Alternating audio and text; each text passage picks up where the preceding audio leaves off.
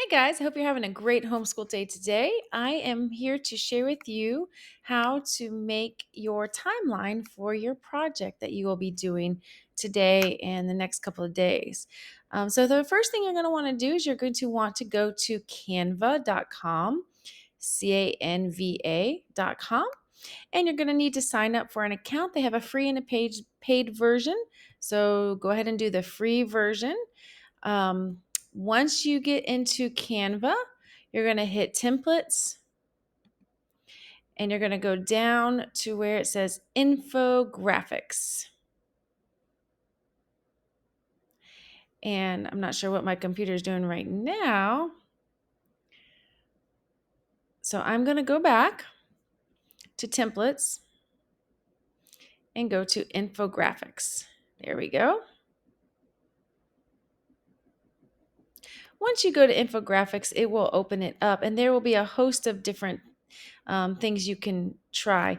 You can use any of these infographics that you want, or you could go straight to the timeline version and pick one of these timelines that you want. Now, in order to create your timeline, you're going to need to have at least 6 events, and you also are going to need to have a date and a summary, kind of like you have over here. See how there's a 2 to 3 sentence summary for each event. And so you can pick one of these template. There's a whole bunch of these. I think this one is kind of cool looking. So I might pick that one, or this one down here is kind of neat. Once you decide which one you want, then you click on it. This one was free, so that's good. And you hit customize this template. It'll pull up and then you can start changing the words and adding pictures and doing all kinds of creative things that you would like to do with it. And so when it pulls up, it's being very slow today. Sorry, my internet is not cooperating. But as you can see, here it is. It's about to come up. I'm going to X out of that. All right, it's a little small for me. So right down here at the bottom, it says 25%. That's the size. I'm going to make it a bit bigger. Oh, I think I made it too big. All right, so that looks like a pretty good size.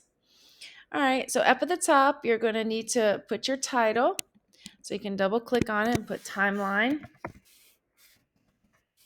of the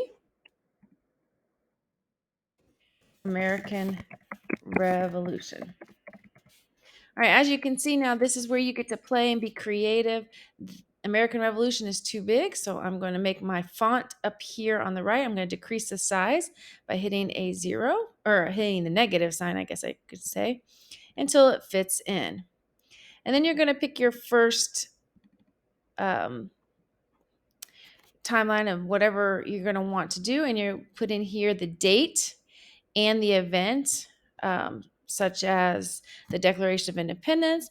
Then you're going to write 2 to 3 sentences giving me a little short summary of what happened, or the main points or the most important points of who wrote the Declaration of Independence, when was it written, maybe who they sent it to, that kind of information. And you're going to include that in here. You'll notice that this says 1 sentence, but you need to write 2 to 3 sentences.